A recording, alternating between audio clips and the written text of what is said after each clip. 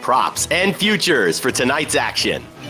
Bettor Sports Betting wants to know what picks you're playing tonight. Tell us in the live chat on YouTube, Twitter, and the Bettor Sports Network app. This is Bettor Sports Betting with Fantasy Alarm's Dan Servodidio.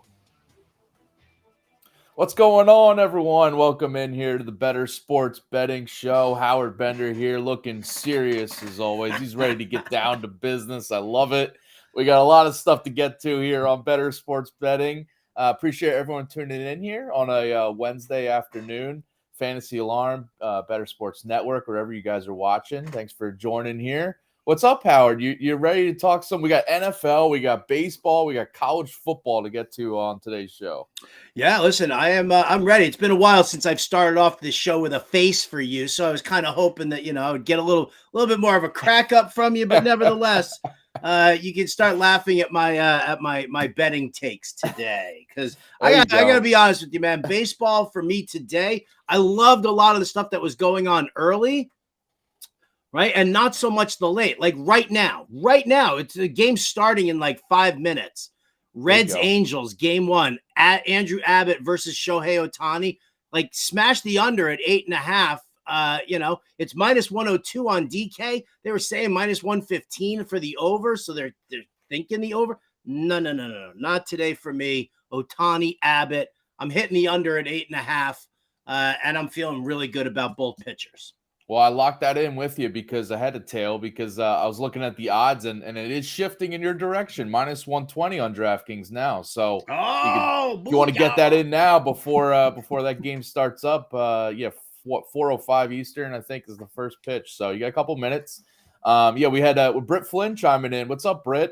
She's saying she's sweating the Tigers money line right now, which is looking pretty good, I think. But We'll keep an eye on that, and a game over parlay right now. So yeah, she's got some bets in right now. I do not have anything early. Was working on some college football articles and stuff like that. So didn't have anything early, but I do have the best bets article up on Fantasy Arm right now. We'll get to some baseball picks that I got for tonight's slate. We got plenty of picks that we want to give out to everyone. We got to start with some NFL though, because we got. Yeah, NFL every day. It's like we got new news coming up, injuries. Jonathan Taylor might be traded any day now. So we got to start with some AFC East win totals because we're going division by division. Me and Howard can listen back to past shows that we've gone through some other divisions. But today we're doing AFC East. We'll start with the Buffalo Bills because they do have the highest win total at 10.5. Over on DraftKings, you can get the over at minus 150, the under at plus 130. Juice to the over here. The Bills expected to be good again, obviously. 13-3 last year for the Bills. So this under, this win total is a few wins under than what they did last year. Where are you going with the Bills here? I'm actually really torn on this one here. And Adam Bernard, our beautiful producer, you're so handsome. Can you pop that up again? Because I think that was, it's very telling, when you start looking at lines and win totals for teams in the same division, and you just go by what Vegas is saying. Vegas is leaning on the over for the Jets. They're leaning on the over for the Bills, the over for the Patriots in a bigger way, right? And then, Miami, they're just kind of like, meh, meh, meh.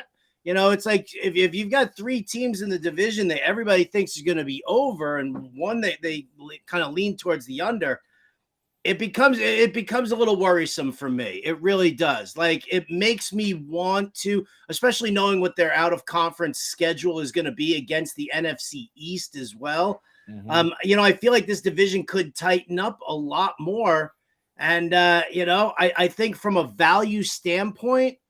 From just strictly a value standpoint, I might just take the under on the Bills just for the plus odds, because there's not a lot of value at minus 150. And can they win 12 games? Of course they can win 12 games. But, if you think about it, playing teams like Dallas and Philadelphia, even the Giants are an improved team. The Jets are improved. Miami is improved. That's so to me, I'm looking for value on these bets. So I'm just going to just strictly for the odds purposes here, I'll sprinkle a little something on the Bills and the under because I do worry about the fact that they didn't grab, anything. They didn't really build up their offense that much. Dalton Kincaid was like the only pass catcher they really added to that offensive unit, not to mention the fact that Ken Dorsey wants to run a little bit more.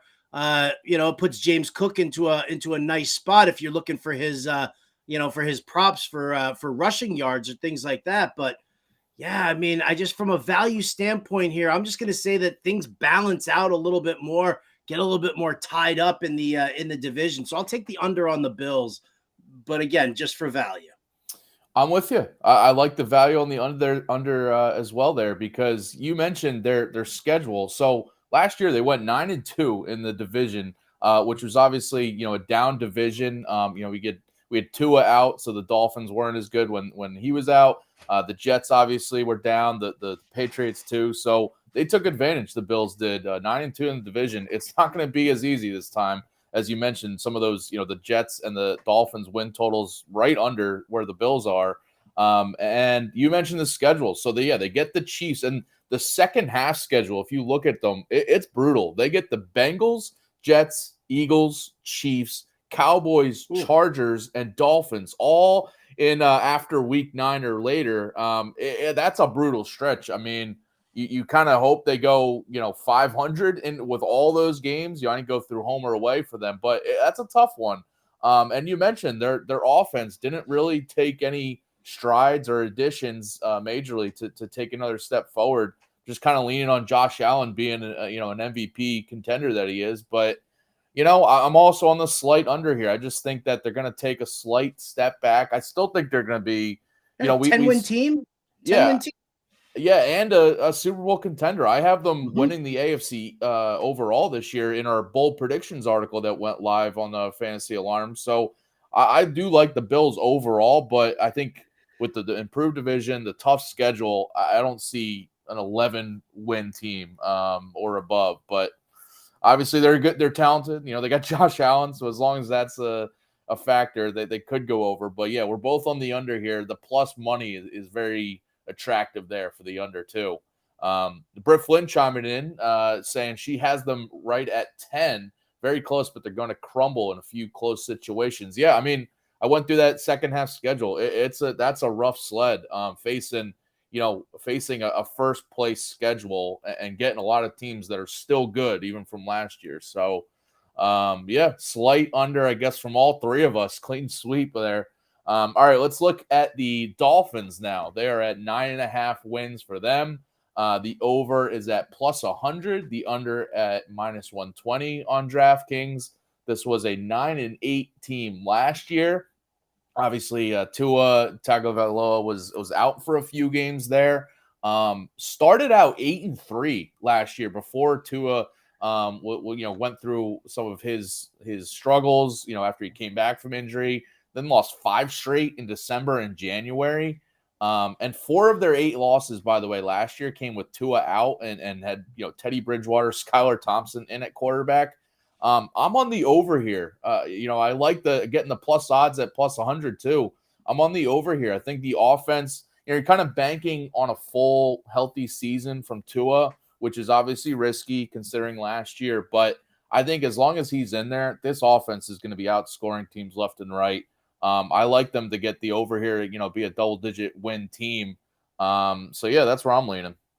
I'm actually I'm in agreement with you here, and I'll go a step further and say that even if Tua gets hurt, Mike White, I think, thrives in this offensive scheme. This is this is a nice offensive scheme that McDaniel has, and the proof is in the pudding. Just take a look at what happened in San Francisco last year that made Brock Purdy a star. Like all of a sudden, oh my God, Brock Purdy, he was Mr. Irrelevant in the draft and blah blah blah blah blah. But I mean, it's a pretty easy scheme to thrive in if you're a legit quarterback, and I think Mike White does have that potential to be able to do that. So if Tua gets hurt, I think White can do just as well without skipping a beat at all. And I don't think that affects Tyreek Hill. I don't think it affects anyone, Jalen Waddle. The interesting thing is I'm very curious to see what Miami does. I'll tilt on the over with you, and I'll keep my fingers crossed that actually Miami turns to the Colts and says, you know what? here's a first round draft pick. We'll take Jonathan Taylor off your hands. Because you got to think the Jets get Dalvin Cook, the Patriots get Zeke. All right. Buffalo is Buffalo. So if you're Miami and you have, Super Bowl dreams this year and you want to contend, you got to figure you're going to be a high quality team anyway. So your first round pick is probably going to be in the back half of the draft. So why not get that missing piece of the puzzle and add, a guy like Jonathan Taylor? So I'll kind of go on that front also. It's so funny. I feel like we could end up with like 3 10-win teams in this division. We could. We definitely could. I also look. It'd be tough. By the way, the Dolphins, they were rumored to be, in on possibly adding Cook and Zeke. So, yeah, if they want to add another running back, especially a guy like Jonathan Taylor, that'd be huge for this offense. By the way, looking at their schedule, the Dolphins this year, I really like it, especially the second half. They play 4 of their last 5 games at home, which I think is huge because last year I mentioned they went through that losing streak in December and January, and a lot of those games were on the road. Their second half schedule was a lot of road games.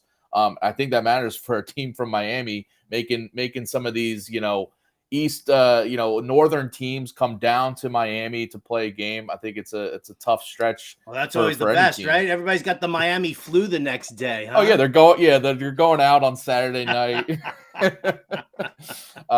So yeah, I like that, and they also, we mentioned they play the NFC East, and also the Chiefs are on all of these schedules for the AFC East teams. They get the Chiefs in Germany on a neutral field, so that's a bonus too. So yeah, give me the. We're both on the Dolphins over. We're 2 for 2 and agreeing on so far on these teams. I feel like we're gonna be like simpatico on this whole division. I have a sneaking suspicion. We'll see. All right, well, let's go to the Jets now. Your Jets, Howard, they're at 9.5 wins as well. The overs at -115, the under at -105 on DraftKings. This was a 7-10 team last year. Obviously, they bring in Aaron Rodgers at quarterback. Tons of new additions on offense as well, like Dalvin Cook we just mentioned recently. Where are you going with the Jets here? 9.5 wins. This is a tough one for me. I've said, I was just on Alarm Fantasy Football earlier, and we were doing a best ball draft over there. And all of a sudden, Howard starts drafting, Garrett Wilson, and then he stacks him with Aaron Rodgers. And, oh shit, is that Alan Lazard sitting out there? I made the mistake. So I'm doing this show. Lisa Ann Does Fantasy Better every Wednesday night. You guys can tune in tonight. 7 p.m. Eastern. Yep. She convinced me to watch Hard Knocks. And so I watched it over the weekend. And I made sure that, I took my glaucoma medication because nobody likes glaucoma. And I'm watching Hard Knocks. And all of a sudden it's like, yeah, all right, this Aaron Rodgers love fest. I'm in on it. I get it. And I start seeing that Aaron Rodgers is actually that dude burns one down every so often. And I don't know what the NFL's rules and regulations are for puffing, but it's different than when it was like Josh Gordon and some the little handshake with the that he did, and just listening to the lineman being like, man, that dude's cool as fuck. Right. So I'm like hearing all of this about Rodgers, and then it happens. Then they start covering Sauce Gardner, practicing against Garrett Wilson, offensive player rookie of the year, defensive rookie of the year in the same season. And the two of them, how they're building this relationship, and he's teaching him about defensive backs, and he's teaching him about wide receiver moves and things that they learned growing up. And I start like, I get all misty. I'm like, what is this salty discharge coming out of my eyes right now? Why can't I speak? Why am I? And I'm like, so I'm fish hooked into the Jets. Give me the over. 10-win season here. I haven't gotten my delivery from NFL.com yet, but week 1 I am going to be head to toe in green, and I'll eventually regret it. I know I will. But this is just too much fun for me as a Jets fan to watch. So I'm buying into it, Servo. This one, I'm betting with my heart. I'm not betting with my head. So take that for what it's worth, everybody out there. You bought into that first episode of Hard Knocks was a lot of Aaron Rodgers love. A lot. You're hook, line, and sinker on the Rodgers bandwagon. I love it. All right, I'm going to try and grow it out and do a man bun. Oh, there you go. You can take some ayahuasca while you're at it too, then. All right. Well, here's a conflict because I'm on the under. I am worried how this offense is going to gel, especially early in the season. I think late in the year, once Rodgers gets comfortable, he figures out, which guys he likes throwing to. I think late in the year, they will be really good. I think early in the season, I'm a little worried about the situation. And I look at their early schedule, their first half schedule. Mm-hmm. They get the Bills, Cowboys, Chiefs, Eagles, and on the road in Denver in the first 6 weeks before their bye. That's a tough stretch. So I think that stretch ultimately pushes me slightly under here. I'll grab the under. I think, I like all the additions on offense, obviously with Rodgers. I just think it's going to take some time to really gel there. I'll go slight under. So, first 6 games, you're 1,000% right. Do you think the Jets can come away from that first half of the schedule 3-3? They could. Let me just pull it up right now. Yeah, absolutely. Because I think it's definitely worth the discussion because the second half of their schedule is pretty soft. It really is. The second half of their schedule is filled with like games that they should win, that you would expect them to win. The first 6 games are a nightmare. That's why I'm thinking if they could just play 500 ball for those first 6, things will open up for them a little later on. So I will say I do think they can go 3-3 in that stretch because so they also get a game against New England there at home, so you can pencil that one as a win, I think. But they do in that stretch, they have to go on the road to Dallas and on the road to Denver, but they get the Chiefs and Eagles and Bills all at home, so that's definitely a plus there. The first game of the season, though, Monday night against Buffalo at home is kind of like, it's not really a true road situation for Buffalo traveling there. We both have plenty of time to prepare for this, but the second half, I am looking at it, they end the season, their last 3 games, Washington, Cleveland, and New England. That should be a pretty easy stretch to end the season. But like I said, I think they will be rolling there. They do have a couple sneaky games. They get the Chargers, they get the Falcons too. So some tougher games there. We're both higher on the Falcons as we previewed the NFC South. But yeah, I do think they're still going to be really good. So Raiders, Texans, Commanders. Those 3 games right there. Adam Bernard pops it into the chat, says it right there. That Denver game is definitely going to be a difference maker. What I'm very happy about with that is that you're not playing in Denver until week 5. When you look at, and this is straight betting information, just go back and look at what happens to Denver, like games played in Denver within the first 2 or 3 games, 2-3 home games for the Broncos, because teams aren't used to the altitude. They get winded real early. I was last year. I listen. I will say this over and over again because everybody told me I was the biggest moron. I was wasting my money. I was such an idiot. And I said, when the San Francisco 49ers travel to Denver, not only am I taking Denver with the points, but I'm also taking the Broncos money line on that. And that game finished 11-10 in favor of the Broncos. There you go. It's early season in Denver, the altitude, the numbers. I'll pull up the numbers before we head into week 1 and bring them to the show here. But I was like, it was unbelievable when you look at what Denver does, either winning outright or against the spread in their first 2 or 3 home games every year. The numbers are staggering. I mean, it really is. It's crazy. Are you using the Google machine? Well, I'm pulling up the look-ahead lines that you can see on DraftKings or wherever to see if there is a line for that game right now. But to your point, I don't want to know what a week 5 line is. Hell no. I want to know what's the line on the Denver games, their first home game. That's what I want to see. Let's see. Denver. They are at home against the Raiders in week 1. They're at home against the Commanders in week 2. I will be going all in on Denver to cover the spread, whatever spread it is, and I'll take them on the money line for those first 2 games. All right. The look ahead line for that Jets Broncos game is Jets only favored by 1 point right now. Minus 105 on the money line for the Broncos there. I'd be interested in taking them there because this game also is a weird, sandwich spot right between the Chiefs and the Eagles for the Jets, where, again, they're playing at home for both of those, but having to go on the road for Denver, going back at home for the Eagles, maybe a little look ahead to the Eagles to really show out. Tough one. So, all right, so we're a little split on that one. All right, last team for the AFC East, we got the Patriots. 6.5 is their win total. It's actually down from 7.5, which was earlier this summer, but 6.5 on DraftKings. The over's at minus 140. The under's at plus 120. Where are you going with New England?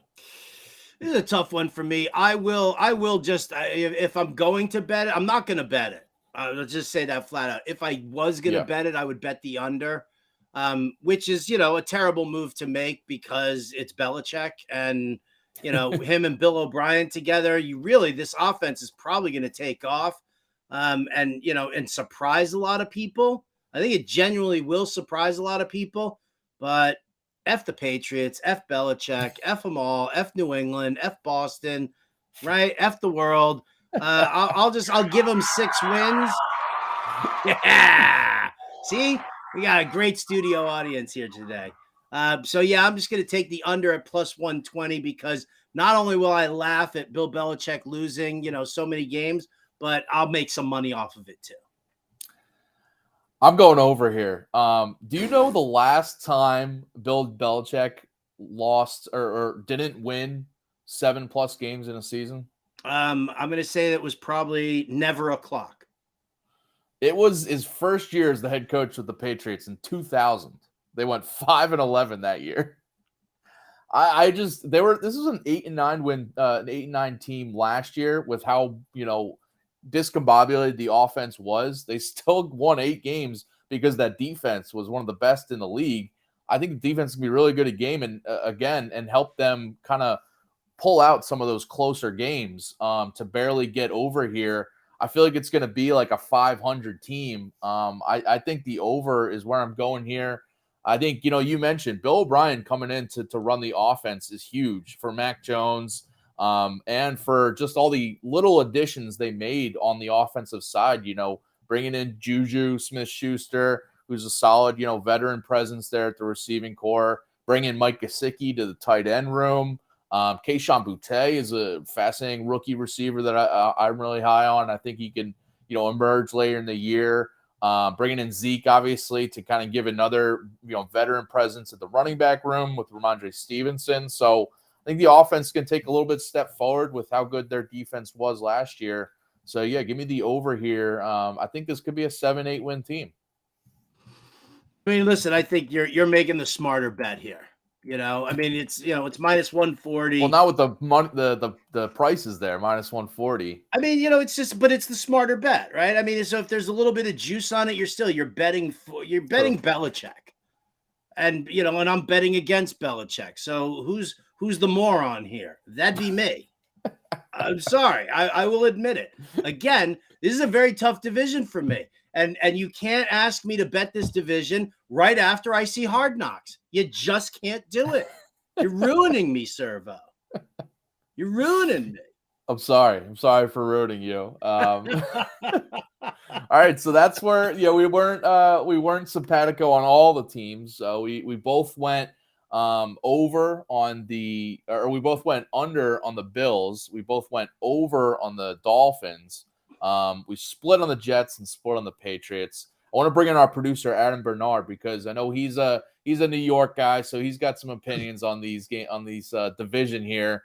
Where are you going? Go through all these teams. Where you're leaning on over-unders.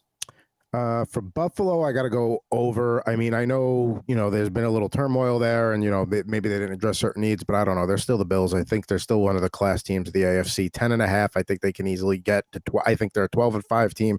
Listen, I don't love praising the Bills, but it's not like I'm praising the Dolphins or the Patriots. I mean, that's the least of the three evils. Jets, I've got going 11-6, but I've picked that more with my heart. I try not to do that, but that's plus 170 on DK to go over 10.5. It's plus 170. I love it. Like, I try not to pick with my heart, but for similar reasons with Howard, and I fell asleep during the second Hard Knocks. But I mean, not for like everything you said. I mean, there's a lot of reasons to be excited. Please don't be like a Vinny Testaverde week 1 injury like that. That's what's coming. That is absolutely. Why do you put that? Because you know it's coming. It's gonna come.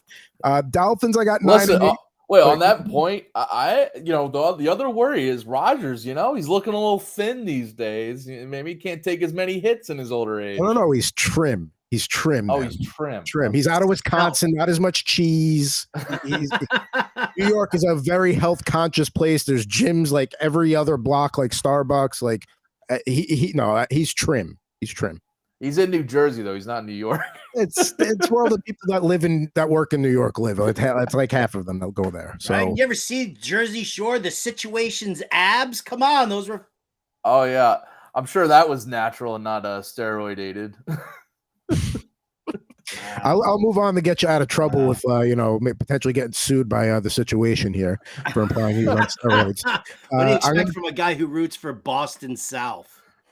There you go.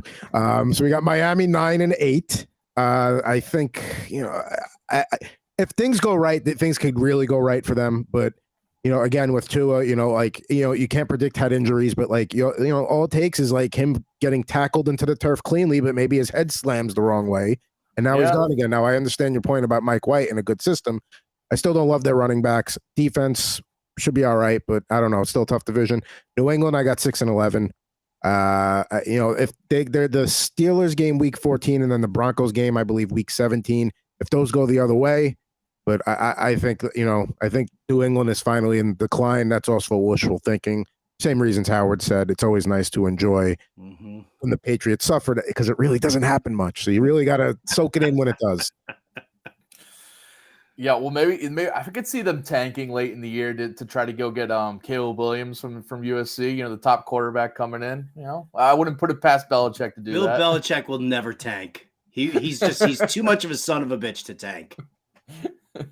Yeah, I mean, even if they got off to a rough start, I don't know if he's wired that way. Even if it would be the smart thing to do, even if all of his respected coaching buddies were like, do it. Like Nick Saban calls him up and says, dude, Caleb is the real deal. Absolutely try and lose. He can't do it. Yeah, he didn't do it for Bryce Young this year or last year. So, yeah. All right, so that's where we stand on the AFC East. Appreciate our producer, Adam Bernard, chiming in there. If you got any picks or predictions for the AFC East, definitely hit us up in the chat here. We got Britt Flynn chiming in on the chat, by the way, saying her Tigers lost. Her Tigers money line bet lost. That was a 6-4 final for the Cubs there, but her over parlay that she was mentioning cashed. So there you go. Love that.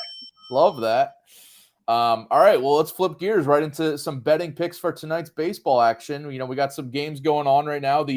By the way, the Angels up 2-0 in the second inning. That was a bet that Howard gave out, the under in that first game of the doubleheader. So we'll be monitoring that. Only 2-0. We still got plenty to go there, so the under can still cash. All right, Thanks, Servo. Well, listen, I told you I put it in too, so I'm rooting for the under here. All right, let's turn to tonight. So, what's your best bet for this Wednesday night slate? You know what, man? Like Dodgers in Cleveland. Listen, Cleveland is the worst team against left-handed pitching. Clayton Kershaw on the bump. I can't even pronounce the dude's name. Was it Xavier Curry for Cleveland? Listen, Cleveland's got a 281 weighted on base average against left-handers all year long. And that's all year long, that's the lowest in the major leagues right now. They might not be a huge strikeout team, right? Striking out less than 20%, but they're not generating any runs. So I'm looking at this. I love taking, a road team on the run line when they're giving up runs, because they get the full complement of 9 innings of at-bats, Betts, Freeman, this whole Dodgers team. So, Yeah, I'll take the Dodgers on the run line there. It's minus 130 on DK. It's a little juicy. I mean, it's at minus 130. It was a little softer this morning. I think it was like, I don't know, it was like 120 or 118 on Caesars earlier in the day. So it's gone up to minus 130, but I'll still bet that at minus 130. No problem. Okay. Well, I got to give a pick before I get to my best bet that you saw there. I got to give a pick that, your run line can still cash, but I am backing Xavier Curry under 3.5 earned runs for him, minus 155 on BetMGM. The Dodgers, I don't know if you've noticed this. I didn't fully notice it until looking at it. They are actually terrible against right-handed pitching lately. Over the past week, just second worst in the entire majors. 257 WOBA in that split, a 60 WRC plus. Still bottom 5 offense versus righties over the past 2 weeks. So this is going back a little bit. They're really good against lefties, but against right-handed pitching, they've struggled now. And I think Curry, pitching from the right side, can just limit the damage enough. The 3.5 earned run, prop is really high for any starting pitcher, but you can kind of expect it for a guy like Curry, who was a reliever and now he's in the rotation. They're stretching him out, throwing 5-6 innings lately. But overall, in his 6 starts, he's only gone over this once in his 6 starts. Some of that's, getting pulled earlier for some shorter outings. But also, he's been solid. He's been effective. And he's got a 2.48 ERA at home this year in Cleveland. So I'm backing him just to limit the damage enough. Your run line could still cash, but not backing the Guardians overall in the game, but just backing Curry a little bit. You do know, though, also that the Dodgers, while have that low weighted on base average against right-handers over the last 2 weeks, they're still 13-2 over the last 15 games. I'm aware. They could still pull it out at the end and win this game because I do like Kershaw against the Guardians offense. I'll tell you that. But I do think Curry can just he might only be in there for 4 innings anyway. So I think that might also add to it of him going under this. So yeah, I'll go with that. All right. Well, my best bet is the Yankees, your Yankees, and the Nationals. I'm going with the over here, over 8.5, minus 110 on BetMGM. It's Luis Severino on the mound for the Yankees tonight. It has not been pretty for him. He's got since the start of July, he's got an 11.08 ERA. And obviously he's got like an ERA around 8 overall this season, but lately he's just given up like 4 or 5 runs every start. And the Nats are, always a sneaky tough matchup. And against right-handed pitching over the past week, they're in the top tier, 326 WOBA, 275 batting average. This offense has been underrated a lot, every matchup it seems. And I like them to do their thing. They're averaging 5.5 runs per game over the past 10 games because this is going back a couple of weeks now. And, Mackenzie Gore's on the mound for the Nats. I also don't think he's going to do too well in this matchup. The Yankees, terrible against right-handed pitching, but against lefties, they are the best offense over the past couple of weeks in a number of categories. 438 WOBA, 381 batting average, a 1030 OPS against lefties. Again, bad against right-handed pitching lately, but they're doing it against lefties. They can't win games, but their offense against left-handed pitching has been something that's been really good for them. And Gore, he's had struggles on the road this year. He's had some blow-up outings on the road. He's got a 5.50 ERA since the start of July. So, give me the overall over in this one at 8.5 runs. Okay. Listen, I have something a little later for that. How about that? That? I'll just, I don't want to give it away right now, but I like this bet for you, Servo. I do. Okay. I do. Okay. What do we got? Look at the chat there. Michael Rojas, Urquidy under 5.5 strikeouts. I don't hate that. Yankees money line. Yeah. You might be against that. We'll see later in the show. O's money line. He did make the bet before Jack Flaherty was scratched. So, yeah. Well, so did we get a replacement? Do we know who's making that start for the O's? Yeah, it's Dean Kramer for the O's now. I'll go right to that because I'm going with the Blue Jays money line, and this was I put this in after Flaherty got scratched. We got Dean Kramer now moving up a day to start for the Orioles, and I just think it's gonna be a Blue Jays win here. Minus 135 on DraftKings. For the Blue Jays, they got Kevin Gausman on the mound. He had a shaky outing last start, but I think he bounces back. He's still got really strong numbers overall this year. And the Orioles are a bottom-tier offense versus right-handed pitching over the past 2 weeks. So I think he's going to take advantage there. They're on the worst end of their splits, better against lefties, worse against right-handed pitching. So give me Gausman to lead the Blue Jays here. And so Dean Kramer on the mound here. He's not been, he doesn't have great numbers. He's got a 5.33 expected ERA, a high FIP, both higher than his ERA right now. And the Blue Jays, have just kind of league average against right-handed pitching themselves, but I like the way they're rolling right now. They've won 3 straight games. It's coincided with Bo Bichette back in the lineup for them, so their offense is just a little bit more dangerous. Bichette's been making a difference, scoring runs, getting on base. So I like the Blue Jays here they're 1 game back in the Mariners in that wild card. I think they're itching to get back into the mix there. Give me the Blue Jays to win again tonight. With Creamer on the mound instead of Flaherty, would you consider the Blue Jays on the run line? They're what is that? Plus money, probably. Yep. It's minus 1.5 for plus 130. I would consider. I think I would consider that one. Yeah, because listen, this money line actually, it's at minus 135 on DraftKings. It moved, it was like minus 120 when Flaherty was supposed to start. So the sportsbooks were kind of leaning towards a Blue Jays win anyway, and it's now moved more in that direction. So, I'm sorry, Michael Rojas. I'm not on the Orioles money line tonight. We both hit on Carlos Rodon going under his strikeouts, though, yesterday. So that was good for that one. I think Michael would be upset that you're going against the O's money line here because I don't think he would have made that bet had Flaherty been scratched either. Yeah, it's a tough spot to be in when the pitcher gets scratched. I think overall, though, it is like one of those more coin flip games because obviously the Orioles have been a team I've bet on a plenty. I bet on them last night, and they ended up losing in 10 innings to the Blue Jays, but ultimately didn't come through. So, I think not on the Orioles money line. The Jose Urquidy under 5.5 strikeouts. They are playing the Red Sox.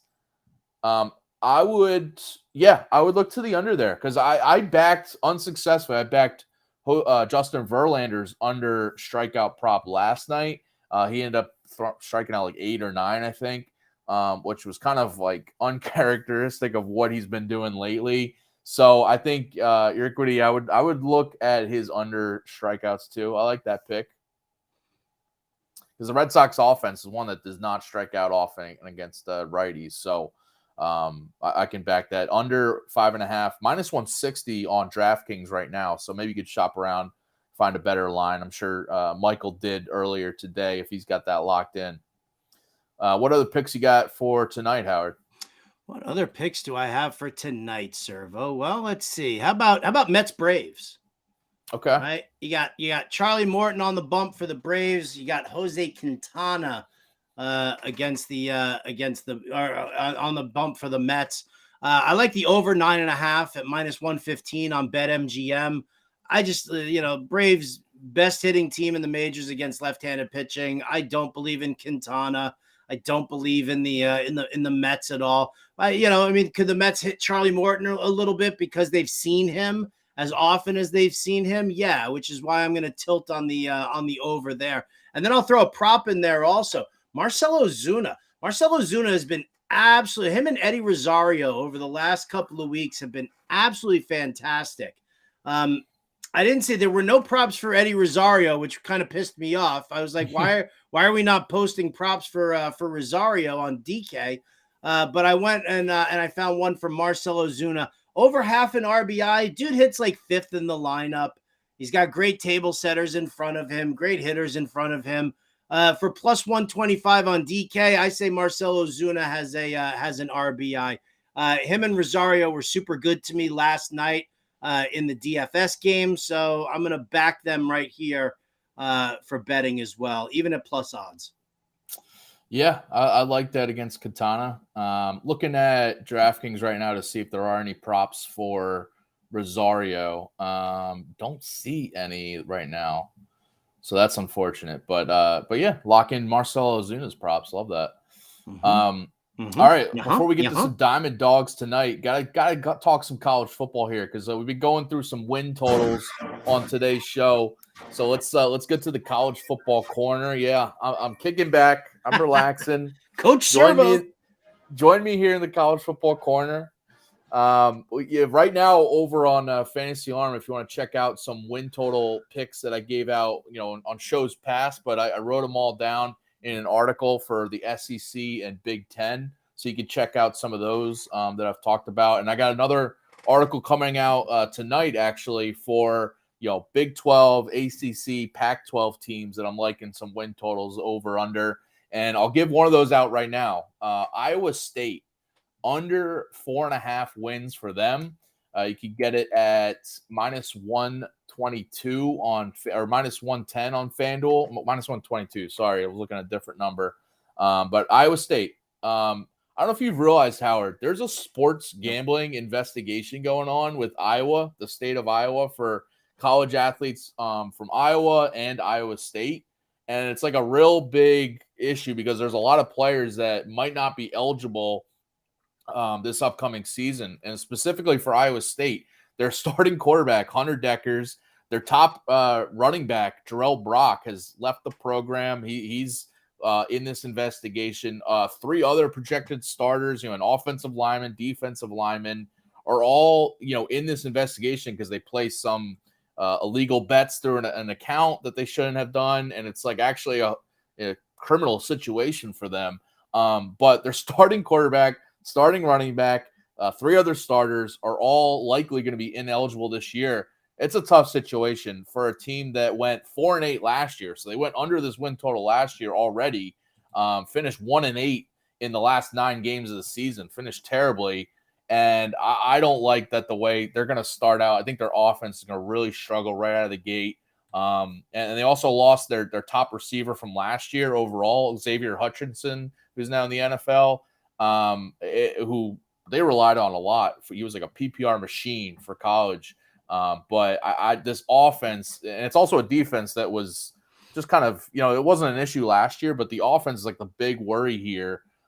So I'm going under 4.5 wins. They're also, their schedule, you kind of look through it and it's not ideal. They got 4 games against ranked opponents, only a few games that they would actually be favored likely. So I think getting to 5 wins is going to be really tough for them. So I'll grab the under on the Iowa State win total. Okay. I mean, listen, I'm not gonna, that the information is great, knowing that, all of these guys are out and more suspensions could be coming and stuff like that. So yeah, I think that makes that definitely makes a lot of sense. Yeah. On that note, the running back Jarrell Brock I mentioned, it was just this week, I think Monday, where it came out where he's left the program because now he's in this investigation. We could have 1 or 2 more guys that are in this, and all of a sudden their offense is going to be in shambles, I think. So yeah, give me the under there. So that's your college football corner. Again, go to Fantasy Alarm right now to check out some of the other win total picks and predictions I got for other conferences, other teams out there. We got week 0 starting up on Saturday. So, get on this now. Get on these win totals now. And coming later this week, by the way, if you're interested in college football, betting picks for this week 0 or any other games coming up, week 1 next week. I'll be having some articles up on Fantasy Alarm throughout the season. It's college football DFS as well. So definitely stay tuned for all that stuff. All right, before we get out of here, we got to give some plus money Diamond Dog picks out to the people. So let's get right to that. I'm rounding up the Diamond Dogs. Who the are the Diamond Dogs? It's just a group of people who care, Roy. Not unlike folks at a hip-hop concert whose hands are not in the air.